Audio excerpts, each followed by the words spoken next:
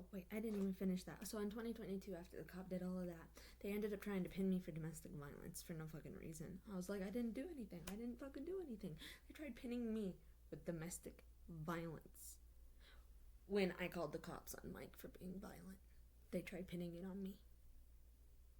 And then they dropped the case like 2-3 weeks later, and I was sitting there and I was like, what the fuck did they even do? They got me wrong. I ended up having to, so Mike was sitting there yelling at me. He was yelling at me. He had like some type of weird, that Ren guy or whoever, I don't know, but that guy that was inside of him was inside of Mike for a little while, but that was 2 years ago. He's different now, and it was just like 2 years ago had some different people, but the cops were the cops that were over there and done, and those were the ones over there, the cops that they keep sending over, that fucking bitch-ass fucking bitch person that they send over every single fucking time. They're like, oh, you're a lesbian, oh, you're a lesbian, oh, you're a lesbian. Oh, no fucking not, no I'm fucking not, no I'm fucking not, no I'm fucking not. I would never fucking do anything with a fucking female. Yuck.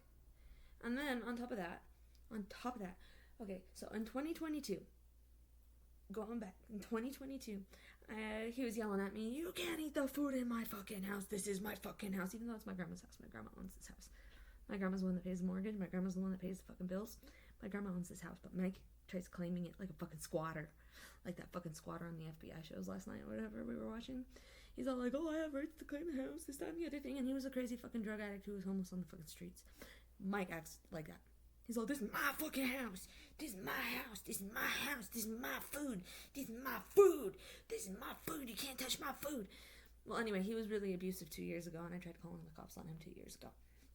And 2 years ago, I didn't want to take the abuse from him, so I went to go stay with my mom, too. And then my mom ended up sitting there, and she's just like, there's crumbs on my fucking floor. I have messages and everything on the phone, and I got videos and everything like that, too. And I have the messages, and I saved every fucking phone.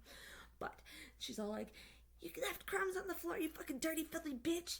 Get up and fucking clean, just like fucking Mike. She treated me just like fucking Mike. Just because she has Jesus in her, she's a demon, right? I don't know if it's Jesus, but Corey would sit there and say, Jesus is a con artist. He wouldn't like me when I'm angry, this, that, and the other thing. And it's like, just because he didn't want to fucking talk to his mom. He said, cut your mom out of your life, you'll be a lot better. That's what Mike said to me, but that's also what Corey said, because Corey kept saying, because he was trying to justify the fact that his mom was abusive to him. And he was trying to justify the fact that he cut his mom out, and that he can't follow honor thy mother and thy father, and they're trying to like destroy religion and this, that, and the other thing for me. But whatever in the hell he did, Corey was pulling some bullshit, and Keith was inside of that too. And it's like, I told Keith I didn't want to talk to him because he didn't want to say Merry Christmas. Come to find out, it's because Hannah had the holidays at Shreveport, and or that sunflower bitch. And turns out, like on the pattern, a couple of years ago, 4 years ago, it was 4 years ago on the pattern. I was doing the pattern because I was like looking at some stuff, and it was talking about how Arup was standing there, and he was like Mr. Crossarm Boy, Arup Kumar Barilla or whatever his name was. He was Mr. Crossarm Boy with the sunflower piece of shit. He was in a field of sunflowers, and the sunflower popped up as Ashley Parham, some drug addict, heroin, fentanyl bitch. Are you fucking shitting me? Well, anyway, it said that Keith was the sunflower trying to open up. It's like, and then it turns out that the sunflower, this, that, and the other thing, it's like, oh, good luck finding him. A man is a muse. Oh, yeah, you're going to find him. They mocked me 8 years about that. 8 years ago, they mocked me in LA because of that. And 8 years ago, I had no idea what was going on. 8 years ago, Corey in Los Angeles and people were mocking me for things that happened.